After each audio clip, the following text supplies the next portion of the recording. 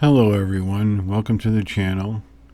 Today's video I want to talk about old locks to clean or not to clean. And I'm going to show you several examples of what you may or may not want to do depending on the age and condition of your lock. And I'll start with this one. This is a relatively recent acquisition. You may have seen the video where I open it with a rake pick. It's approximately 60 to 80 years old. It's in relatively good condition. It still functions properly. It doesn't have anything really in the way of patina or rust. Maybe a tiny little bit, but the metal it's made of is relatively resists corrosion well, and just got a few scratches and pock marks in it. No big deal. So this is an example of do not clean, leave it as it is. And here we have another lock. This one you may have recognized is from Lockmania, which I acquired from the giveaway. When I first saw this lock, my immediate reaction was perhaps I should clean it. So I put it out there into the community, and it was generally accepted, and I agreed that leave it alone, preserve the history, preserve the story, and it still has a nice shackle pop. You know, it still functions. Oh shit. There we go. Still has a nice shackle pop. So leave it alone. It's got a story to tell. There's a lot of history there. And here's another one of my favorite nemesis lock, if I can pick it up. You may have seen me post this up on Discord. I've had this lock in my possession for 37 years, and it's been protected in a drawer, and it still has a nice clean sharp shackle pop. Still functions well. There's no rust on it, no pock marks or scratches really to speak of. It's a 5. It looks like a 6-pin, but that 6-pin to the left is actually slightly larger than the other 5, so this is a 5-pin. And the key is in good shape. Nice sharp bitting still on the key. Keys and lock and key are in overall good shape. So you can see that it's old because it doesn't have that nice shiny look to it that brand new brass does. So although there's nothing wrong with it, I'm going to leave it as is, because looking at it, you can tell it's got that aged look to it. And if I clean it and tell someone it's 37 years old, they probably wouldn't believe it, because if I clean it with Brasso, it'd probably look like it just came off the shelf.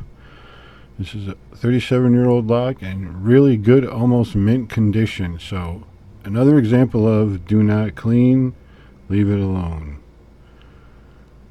Here we have another recent acquisition. My wife was kind enough to go to a flea market yesterday and bought me these 4 master locks, and they're all slightly different. This one is Hardened Steel shackle, has the original key. This is a master lock number 1. It's going to have a hard time focusing. Let's see if we can get it to focus. Number 1 Master Lock Company.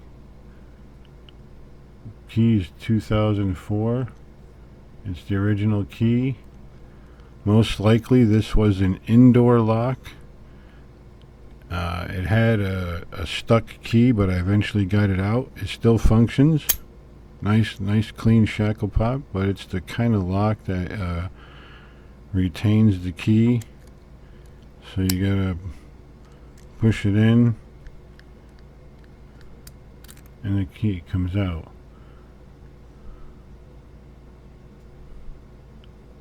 Rounded bitting. Another sign of age is if it has the original key and it's rounded like that, but it still works.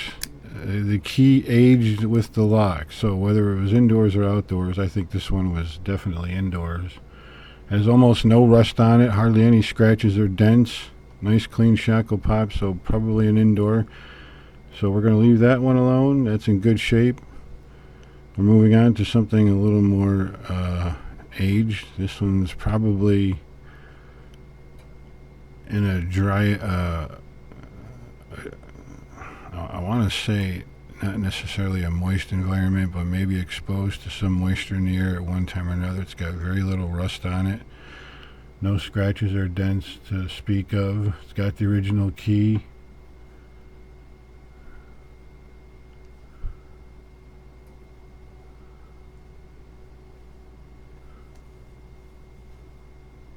And it functions. It's not a loud shackle pop, and you can see that there's rust there. But it still functions. Closes a little hard. So this was probably mostly indoors, somewhat exposed to moist environment now and again, but it is a number 5 master lock. And you see the different kind of stamp on it. When you put these two together, you can see the different stamp. One on the left has master lock from left to right. The one on the right has master lock top to bottom. And the company, the CO, is the O is in the C, and the next on the one on the right is just CO. So a little bit of difference there. Could be different years of manufacture. These locks are definitely over 30 years old, 40 years old for sure. Now here's a lock. I noticed something different. Look on this shackle. It says case hard, which is actually better than hardened steel. And I'll explain that in a minute because I took some notes. Now if you notice on this lock, this would have been the back side. This was probably most likely the front side, or the side that was exposed to the most moisture in the air. Maybe even drops of rain coming off the roof, because we've got rust here just on the top and a smattering of rust on the sides, but the whole face has rust here, but it still functions.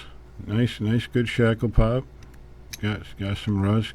Closes kind of hard. A little WD-40 ought to cure that, but hopefully soon. I plan to get some Houdini oil, locksmith oil. Now another thing I found very interesting was I pulled the shroud off this key, and I don't think this is the original key. So I would like some comments below if anybody watching this can sort out the story behind this key, because that says Cole M1, and this master lock is number 1. Come on, focus, please. It just doesn't want to focus.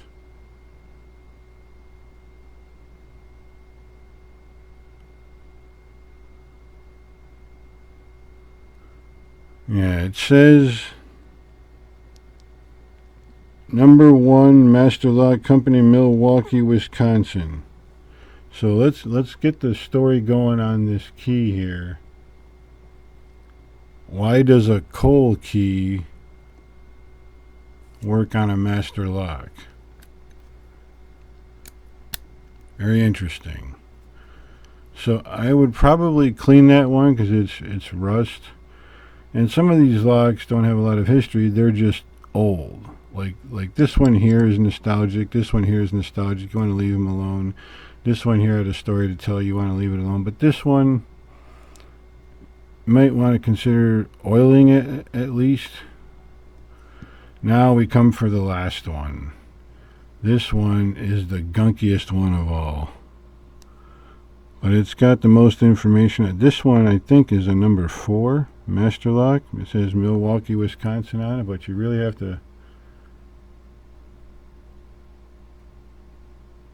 That's gunk right there. That is a lot of gunk. Now, while it's relatively almost rust-free except for the shackle, the laminations have almost no rust, but they have this dark patina on them, I guess. And it still works. Closes kind of hard, but it still works. The original key, 7121 master lock. So this one I would definitely clean. The key pulls out really hard. I'm going to have to put some oil in there. But this is a situation, you can see the crab coming off, landing onto my finger, just pulling the key. Look at all that crud.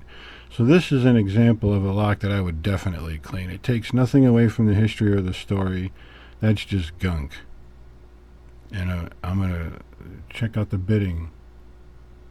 That is some rounded bitting, another indication of how old these locks are. But they still work, so that means they're still pickable. So in future videos, I will pick these locks. So there you have it. Why you would clean, what to clean. And before I go, I wanted to talk about the difference between the steel. Hardened steel is good. Case hard steel is better. Boron is best, and you can see boron shackles in square locks. Boron shackles are like 50% stronger than steel. Hardened steel is good, but it's brittle. Case hard steel is like a samurai sword. It's got a kind of combination of two metals, one partially hard and partially soft, so they're harder to cut. But boron is definitely the best, but they're the most expensive, probably. So there you have it. That's my video. Thanks for watching. If you've stayed with me this far, I know we're going into 12 minutes already. But there's a little bit of consideration why you may or may not want to clean a lock. If you want to preserve the history and the story, leave it alone. If it's just dirty and gunky, by all means, clean it no matter how old it is. Thanks for watching, everyone. Have a wonderful day.